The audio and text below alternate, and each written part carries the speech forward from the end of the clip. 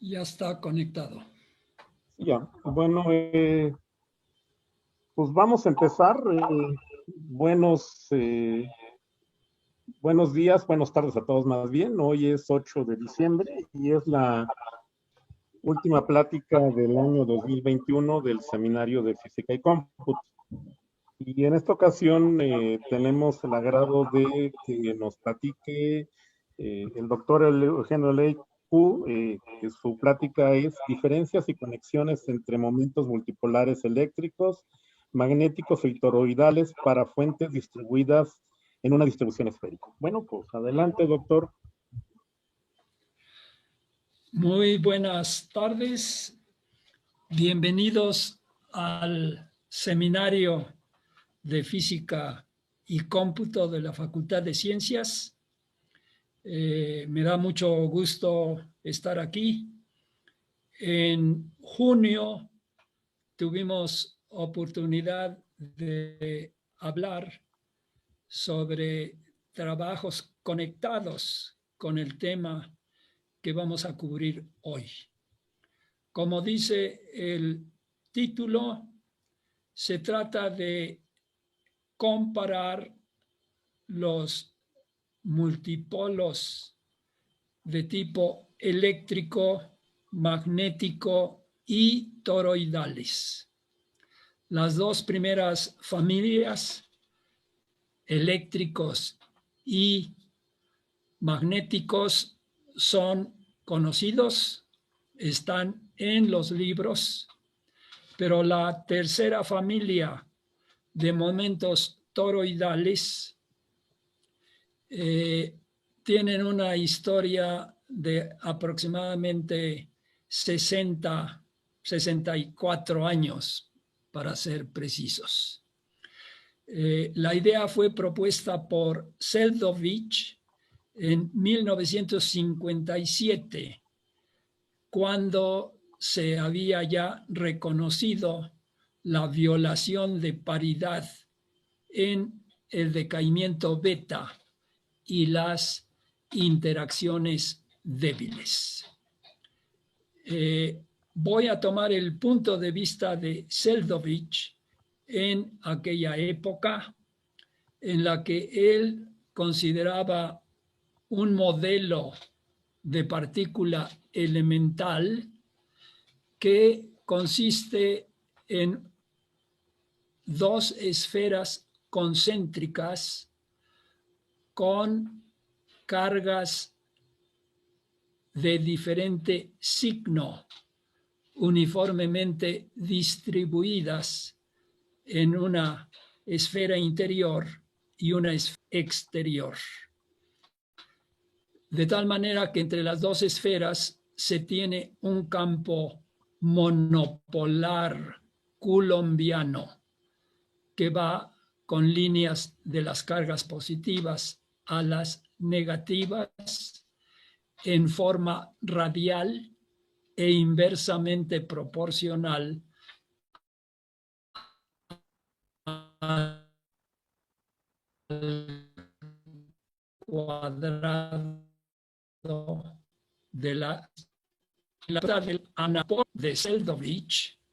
Él pensó en un modelo de partícula elemental que estaría involucrando una geometría de toroide, en la que se tiene un embobinado de espiras alrededor de en el plano, en la vecindad del plano ecuatorial. Cada espira es equivalente a un momento magnético, pero el conjunto de espiras que forman el toroide, si sumamos todos sus momentos magnéticos, la punta del último viene a tocar la cola del primero, de manera que el momento magnético total es igual a 0. Pero si ahora consideramos el momento de estos momentos magnéticos con respecto al eje del toroide, se tiene lo que se llama el momento toroidal. De hecho, el campo correspondiente está también confinado en el interior del toroide. Pero este sistema no tiene momento magnético y por eso Seldovich lo quiso llamar anapolo. Ahora bien, esta idea del anapolo de Seldovich se ha manejado a nivel de partículas elementales, que fue el lugar donde se concibió la idea del mismo. Pero en las décadas subsecuentes se reconoció que existe esta tercera familia de momentos toroidales. Mientras el campo de la esfera cargada en esfera interior y esfera exterior es radial e inversamente proporcional al cuadrado de la distancia, el campo de inducción magnética en el interior del toroide tiene líneas circulares en círculos paralelos en el interior del toroide. Adicionalmente, le voy a pedir a Gregorio que vaya poniendo el material gráfico que lo acompaña.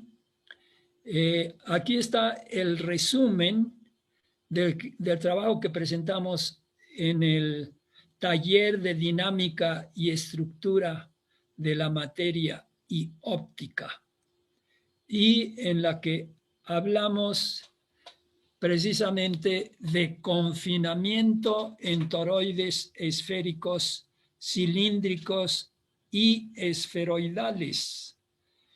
A para electrones en puntos cuánticos y B para radiación electromagnética en cavidades y antenas. Entonces, en esta parte, en este trabajo, reportamos la radiación electromagnética asociada a cavidades y antenas. Y también, si ven las referencias respectivas,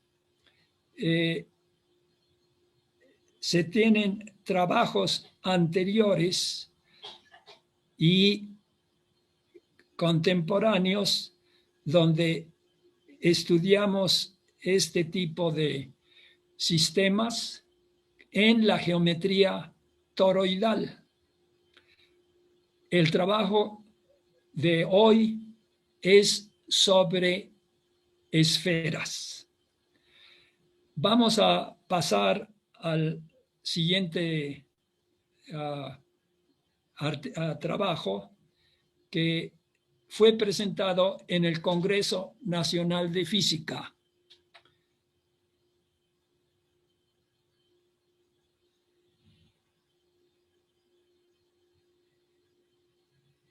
En el siguiente es el trabajo que presenté en la sesión de física atómica y molecular y óptica del Congreso Nacional de Física. Y en ese trabajo básicamente reportamos los resultados de la segunda referencia en el European Physical Journal D. Si ponemos esa otra transparencia, Gregorio, por favor.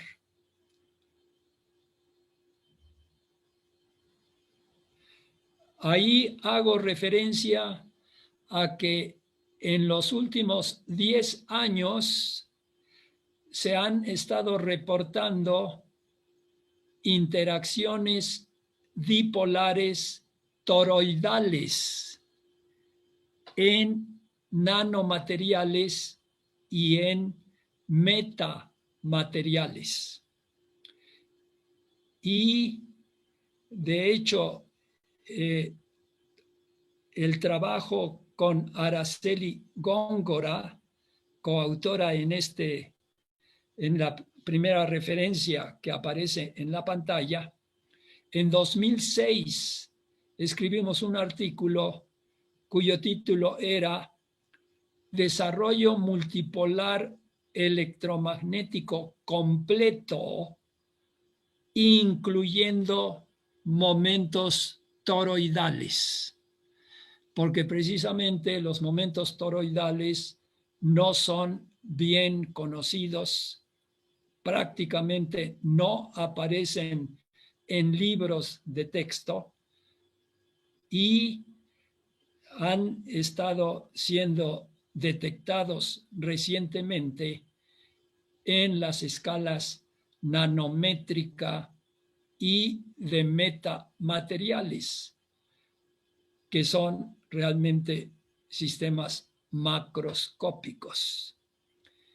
En particular, las gentes de nanomateriales y metamateriales han tenido discrepancias en base a que los colegas de esas especialidades difieren en sus interpretaciones de los momentos toroidales, incluyendo quienes dicen que los momentos toroidales no existen. En particular, el grupo de Karlsruhe.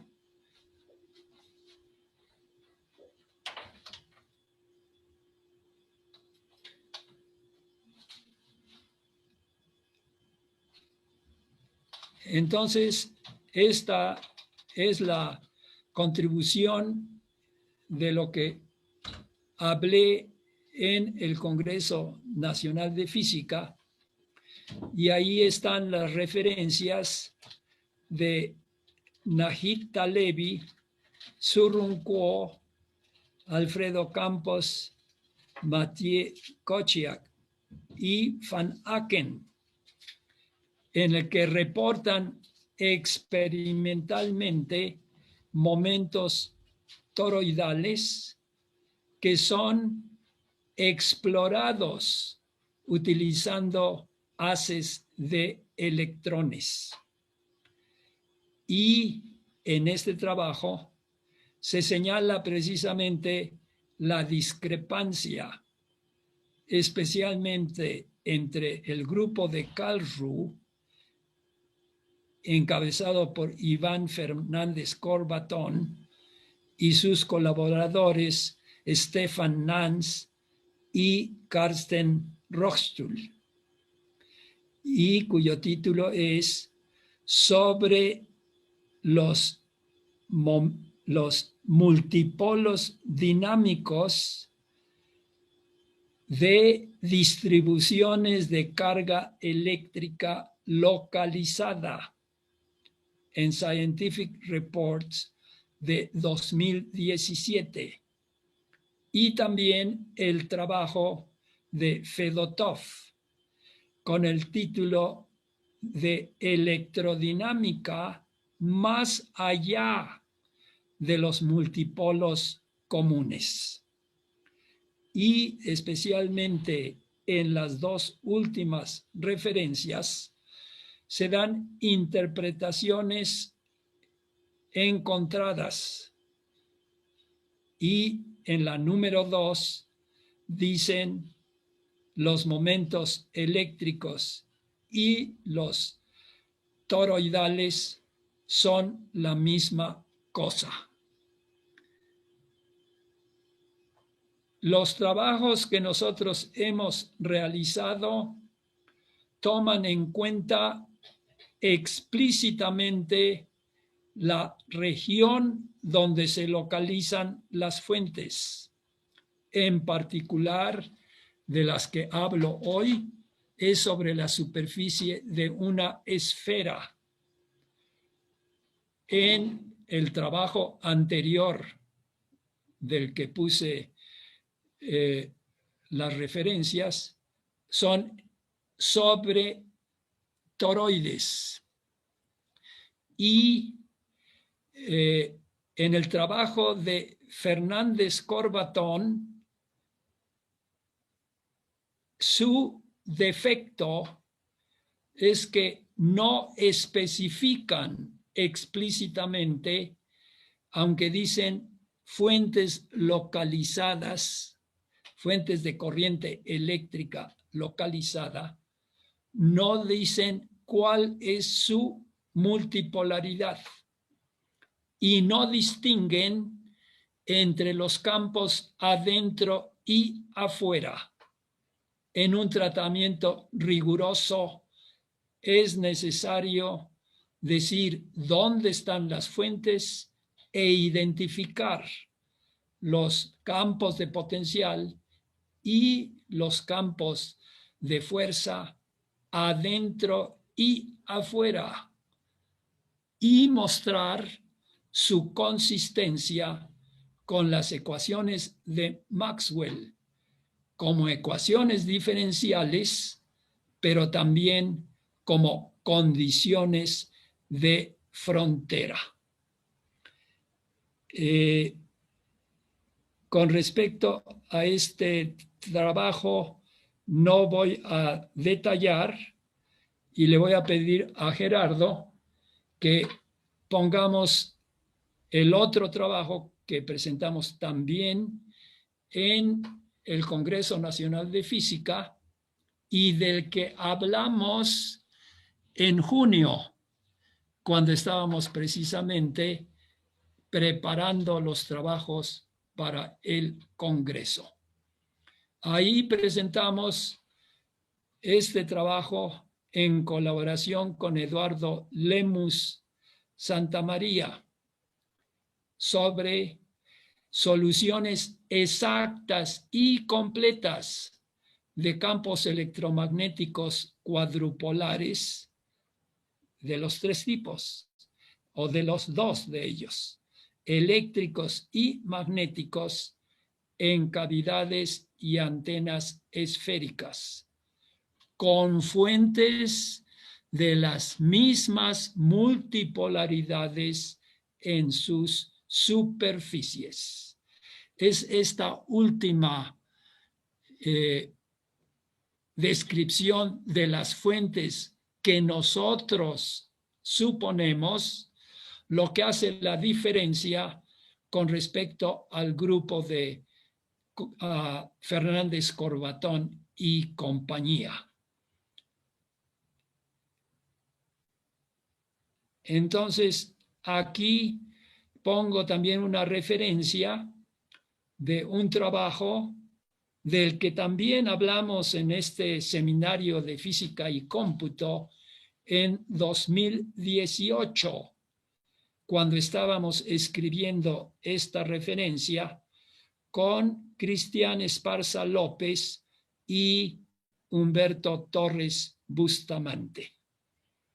Y la parte importante de este trabajo, de la referencia que presentamos en este Congreso de Física, es que estaba dedicado a la parte de campos eléctricos, campos electromagnéticos cuadrupolares, eléctricos y magnéticos.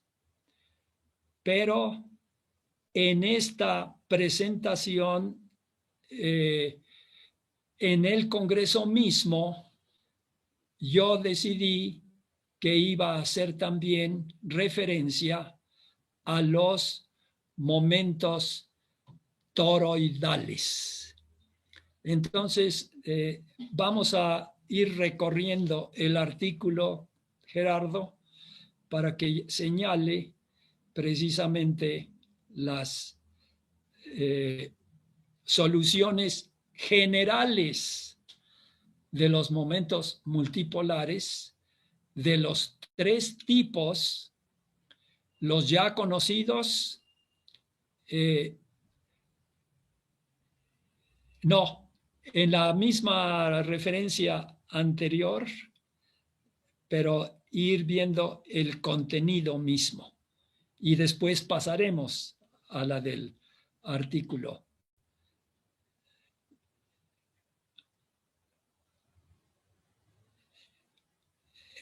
Entonces, es la de la contribución sobre momentos cuadrupolares, la que quiero hacer el recorrido. Entonces, ahí está la introducción y hace referencia a la clasificación de los multipolos. Y si vamos corriendo hacia abajo,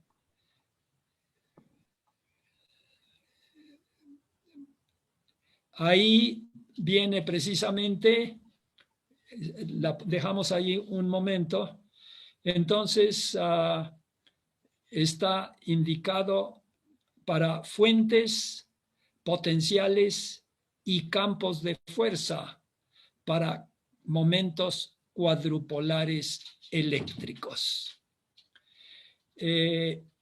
Las fuentes son, desde luego, distribuciones de carga y distribuciones de corriente.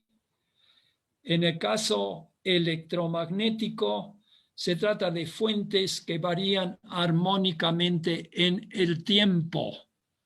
Y si se tienen cargas que varían armónicamente en el tiempo, automáticamente tenemos también densidades de corriente asociadas a esas densidades de carga a través de la ecuación de continuidad.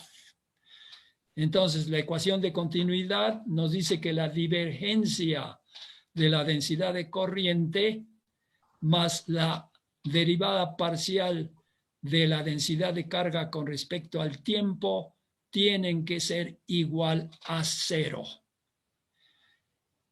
La densidad de corriente que interviene en esta parte es una corriente que se llama longitudinal.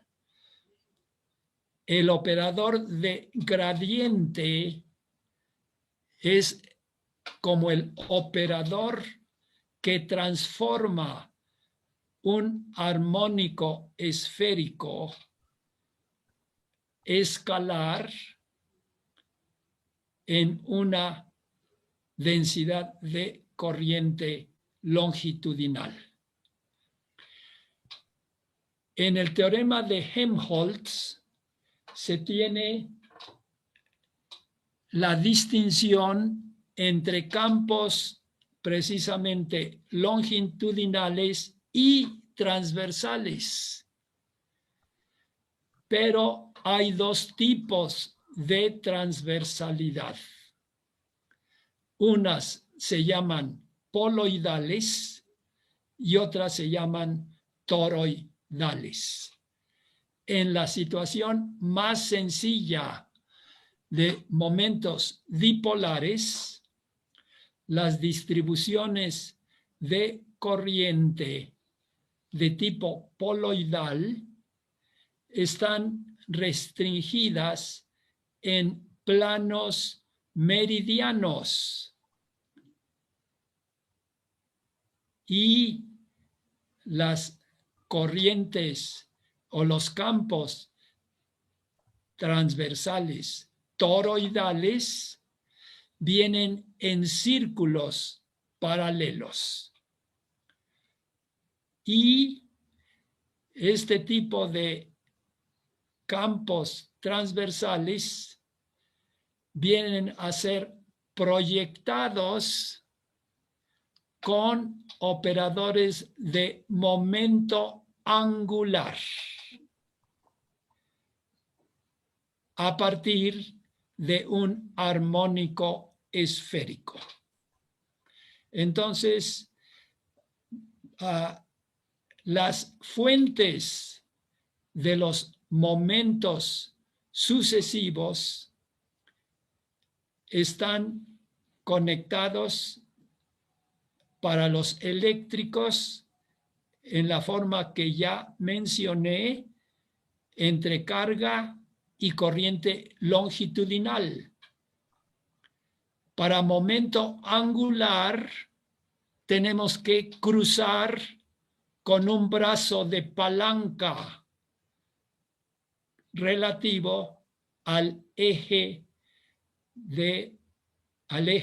polar de la superficie esférica. Y desde luego que si se tienen corrientes en círculos, es diferente que si se tiene corrientes en planos meridianos. Vamos a seguir recorriendo. Bueno, déjenme decir, los potenciales heredan las propiedades de multipolaridad y de direccionalidad de las fuentes. Y a los potenciales se les pone la condición de que sean continuas en la superficie de la esfera donde residen las fuentes. Pero las derivadas de los potenciales pueden tener discontinuidades, porque las derivadas de los potenciales son el campo de intensidad eléctrica y el campo de inducción magnética, que deben de satisfacer las leyes de Gauss, de Ampère, de Faraday y de Ampère-Maxwell. Entonces, las ecuaciones de Maxwell y la ecuación de onda son satisfechas por los potenciales y por los campos de fuerza, cada una con sus respectivas fuentes.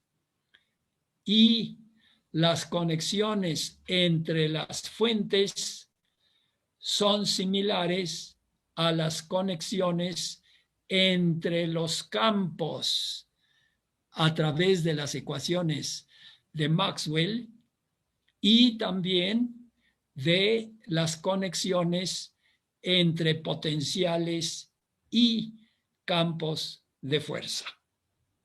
Vamos a ilustrar esto no solamente para los momentos cuadrupolares eléctricos, aunque sí le voy a pedir a Gregorio que sigamos recorriendo esta parte. Esta parte es una discusión general para cualquier multipolaridad determinada por un armónico esférico YLM, dependiendo de teta y phi. Ahora, si seguimos corriéndole, vamos a llegar a una parte en que todo esto se ilustra en términos. Aquí está para fuentes potenciales y campos de fuerza, para campos para momentos cuadrupolares magnéticos, ya no eléctricos. En el caso de los magnéticos, no hay densidades de carga. Entonces, no hay tampoco densidad de corriente longitudinal. Solamente se tienen corrientes transversales. Pueden ser poloidales o toroidales. Cuando pasamos de un tipo de momento al siguiente, se hace a través de otro operador que es transversal a los campos anteriores. Y por esa razón se tienen también comparidades diferentes. Entonces, en el caso magnético no hay cargas y no hay densidades de corriente longitudinal. Y los campos que existen son solamente campos transversales. Si el campo eléctrico es poloidal, su compañero eléctrico magnético es toroidal. Y al revés, si se tiene un campo eléctrico toroidal, su compañero es un campo magnético poloidal. Vamos a seguir más para abajo. Seguimos hasta la siguiente. Y entonces aquí viene la parte de la discusión. En esta parte de la discusión presentamos el caso específico para L igual a 2, que corresponde a los momentos cuadrupolares. Lo que aparece ahí es lo que dije ya en términos generales, pero ahora ilustrado para el caso con L igual a 2, que corresponde a los momentos cuadrupolares. Y vamos a seguirle para mostrarlo con figuras de distribuciones de carga, distribuciones de corriente. Ahí vamos a verlo ahorita y despacito. Para L igual a 2 podemos tener M igual a 0, 1 o 2. Y para 1 lo podemos tener con la M igual a los valores sucesivos, caracteriza las eigenfunciones de momento angular a lo largo del eje Z, E a la IM phi.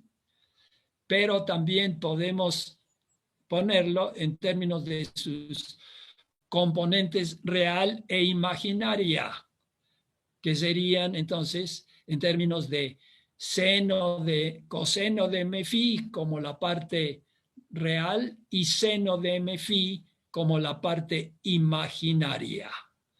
Entonces, aquí están representados los armónicos esféricos, si los estuviéramos viendo desde el eje Z positivo. Y entonces consideramos precisamente las variaciones en términos de la posición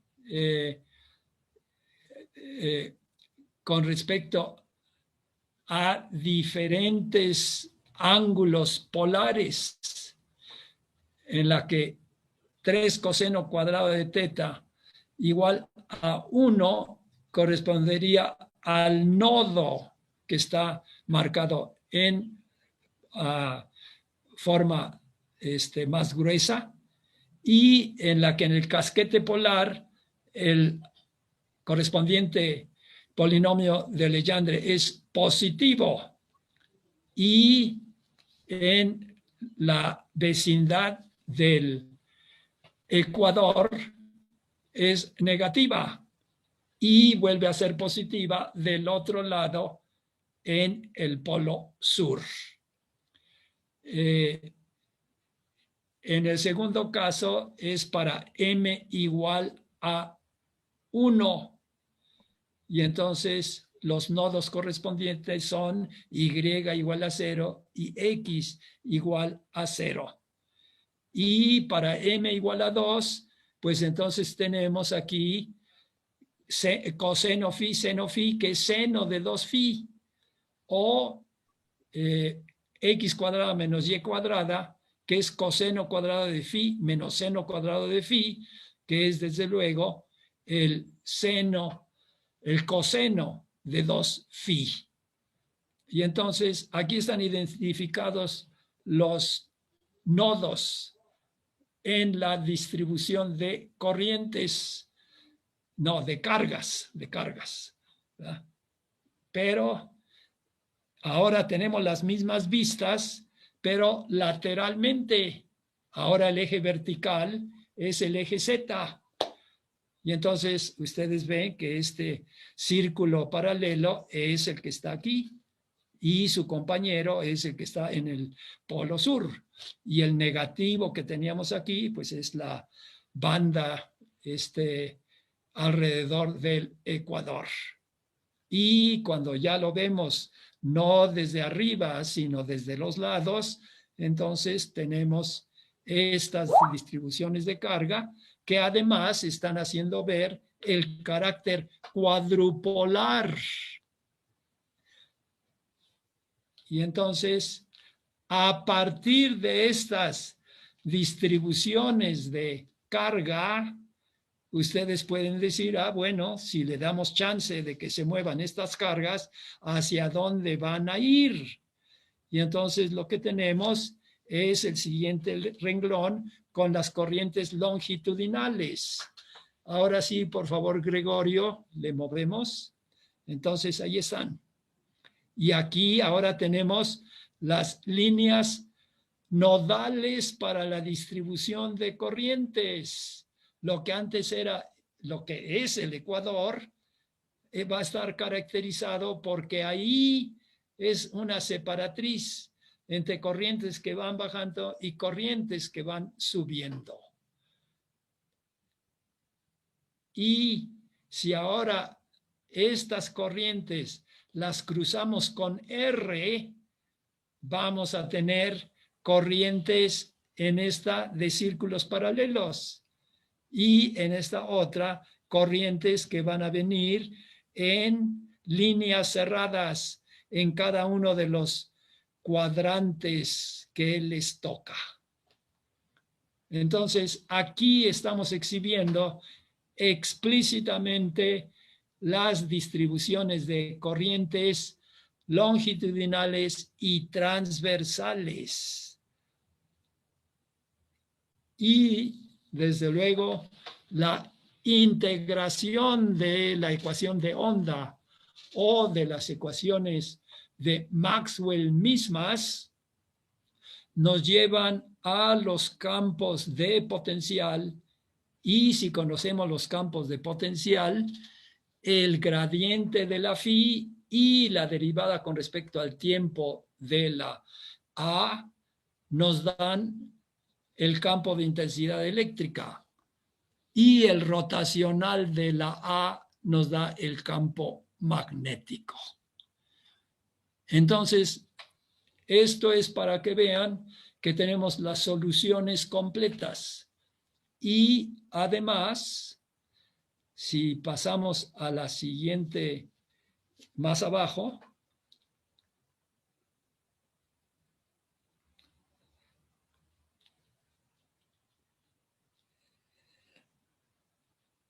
¿hay más abajo o ya no hay más abajo? No, ya se acabaron. Ya se paró ahí. Entonces, vamos a la siguiente, por favor. ¿Artículo? Pon el otro archivo. Sí. Un momento.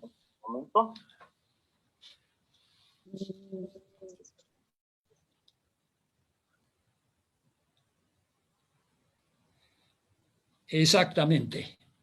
Este es el trabajo restringido al caso de magnético de fuentes distribuidas dipolares, magnéticas y eléctricas. Entonces, vamos a ilustrar los resultados para estos dos y después voy a hacer referencia a los momentos toroidales. Debo de decir que los momentos toroidales son como los momentos magnéticos, en el sentido de que sus fuentes son netamente toroidales. No hay la parte de carga y corriente longitudinal y corrientes transversales, sino que tienen solamente corrientes transversales. Desde las fuentes mismas se tiene ya la distinción entre momentos eléctricos y momentos toroidales. El grupo de Fernández-Corbatón ha hablado sobre las fuentes localizadas, pero no han abordado la forma explícita de las mismas. Y por lo tanto, sus discusiones han sido solamente viendo el campo lejano, que es lo que ponen usualmente en los libros. Pero si ustedes quieren hablar de cavidades de resonancia, lo importante es lo que está adentro. Bueno, entonces vamos recorriendo ahí está otra vez la introducción. Aquí destacamos por qué nuestras soluciones son completas.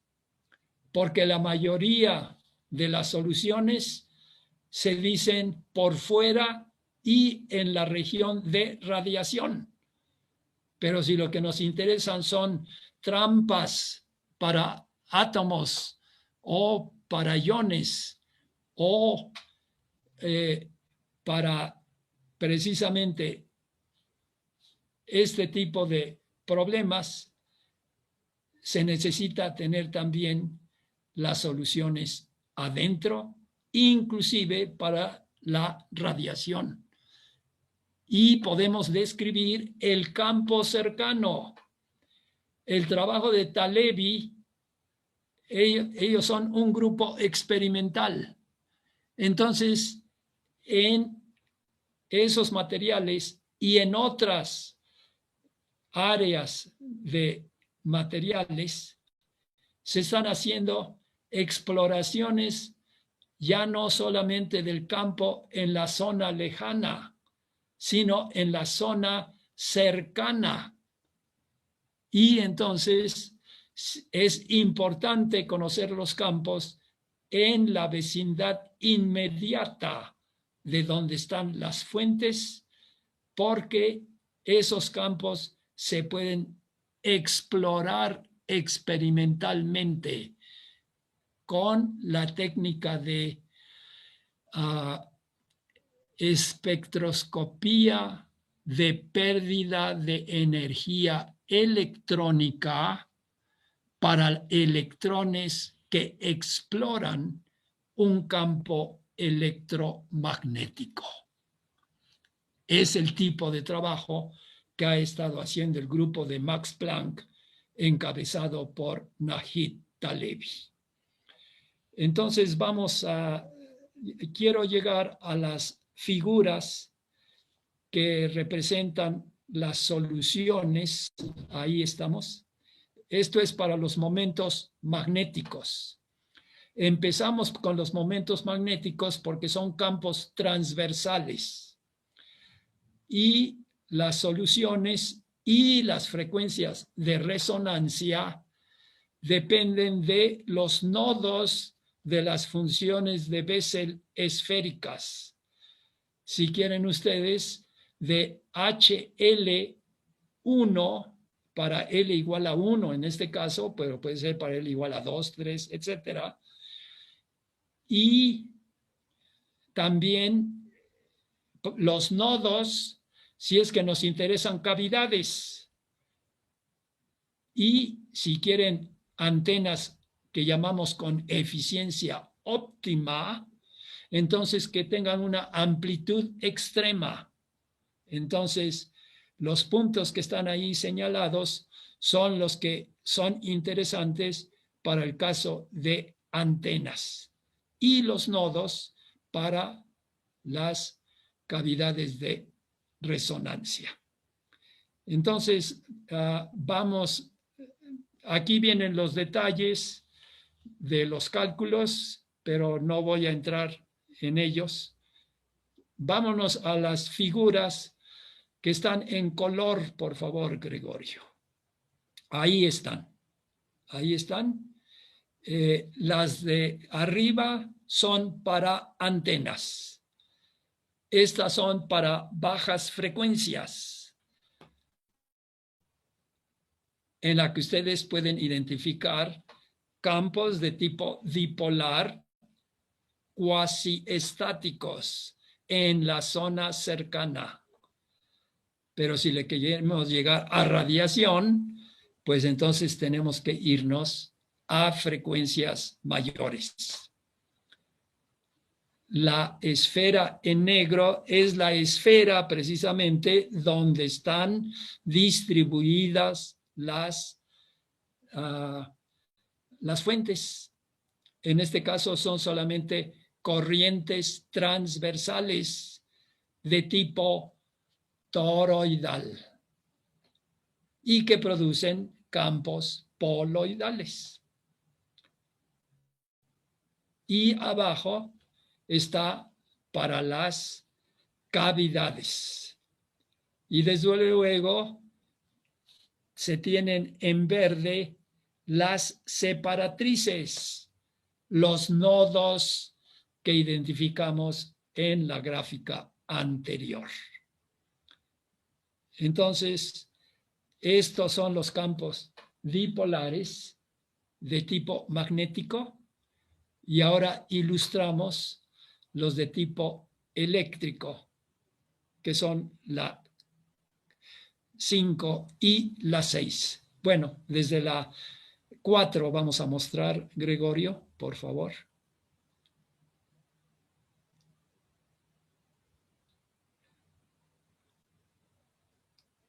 ¿Más abajo todavía? ¿Más abajo todavía? Sí, aquí, porque estas son las contrapartes de cómo determinar las frecuencias de resonancia para las cavidades con los nodos y las antenas de eficiencia óptima con los extremos máximos o mínimos para asegurar que la cantidad radiada sea la óptima.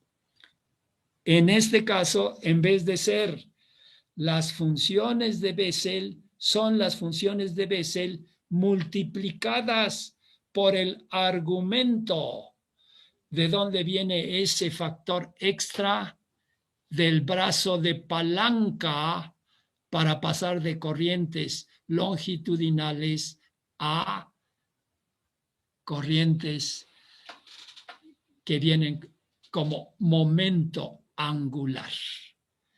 Y entonces es en términos de estas gráficas que se determinan las frecuencias. Y vamos ahora sí a las figuras 5 y 6.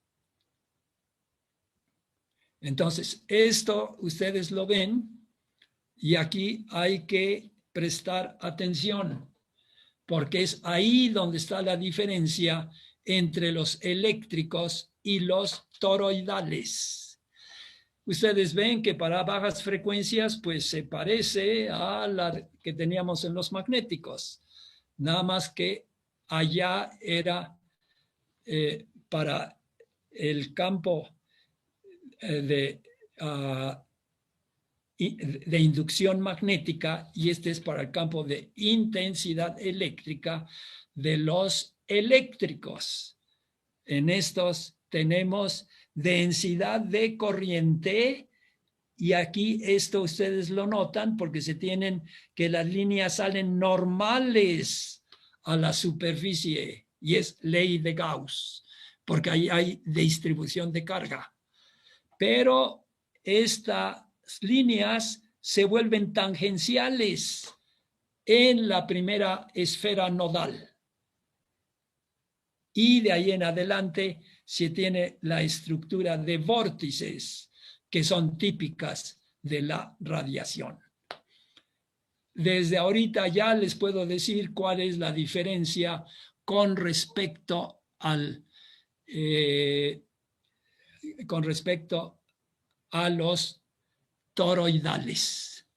Los toroidales no tienen distribución de carga y por lo tanto esta zona entre la esfera y la primera esfera nodal desaparece y tenemos líneas de vórtices adentro y afuera, como en el caso magnético.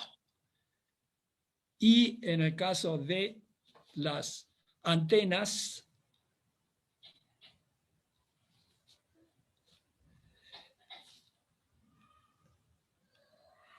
en la figura 6, en la siguiente página, ahí estamos para las cavidades. Entonces, ahora otra vez, aquí está la cavidad y aquí está la primera y las siguientes esferas nodales al interior. Pero notan que en el exterior las líneas llegan normales a la superficie por la ley de Gauss eléctrica. Pero en el caso de los momentos toroidales, todos van a ser vórtices, como en el caso de los momentos magnéticos. En resumen, campos de tipo multipolar magnético y toroidal son transversales adentro y afuera para los momentos eléctricos, y sus compañeros toroidales se tiene esta zona vecina de las fuentes a la primera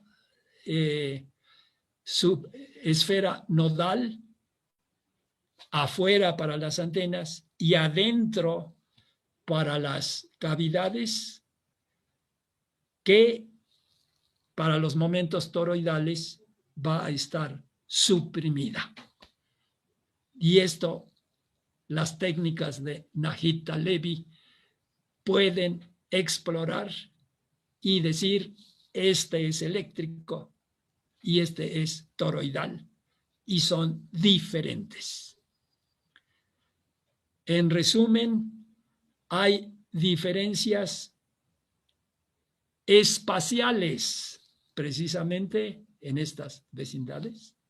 Lo que es parte de cavidad de resonancia es únicamente la que muestra las características de vórtices. En este caso, a suficiente frecuencia, son la ley de Faraday y la ley de Maxwell las que están manteniendo y produciendo los campos de radiación, y esta zona ya no se tiene. Entonces, con esto voy a dar por terminada mi presentación. No sé si hay tiempo para preguntas, pero si no hay tiempo, ustedes tienen mi correo y pueden también escribirme para preguntar lo que se les ofrezca. Muchas gracias. Bueno, tiempo para preguntas siempre hay. Ok, entonces Bueno, la palabra la tiene el público. sí, lo que pasa es que ahorita en el chat no veo, ya no veo preguntas.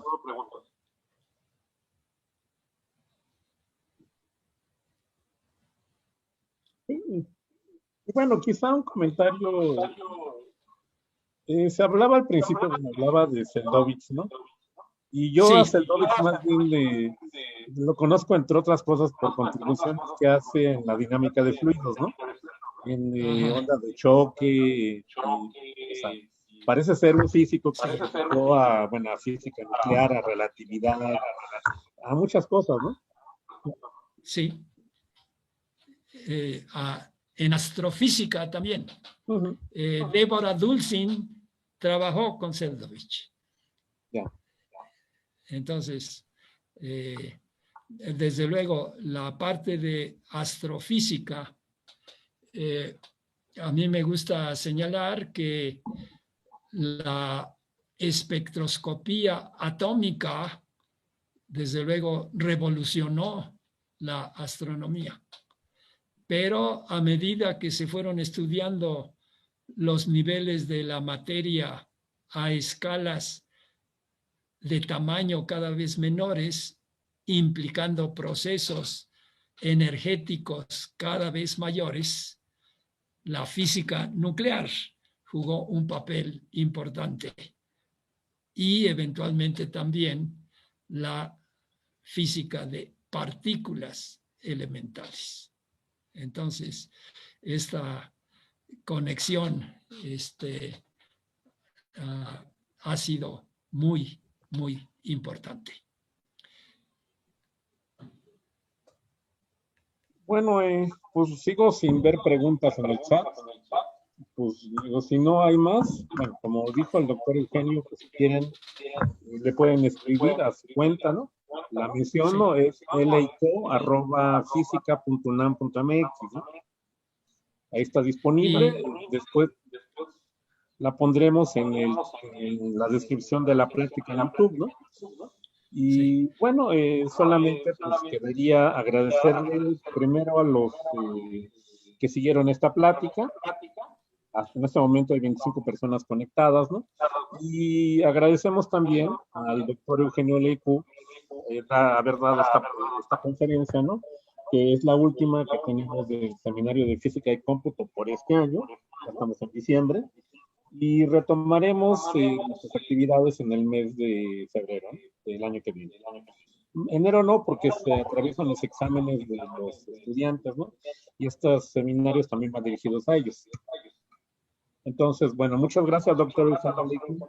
y yo también quiero agradecer a los organizadores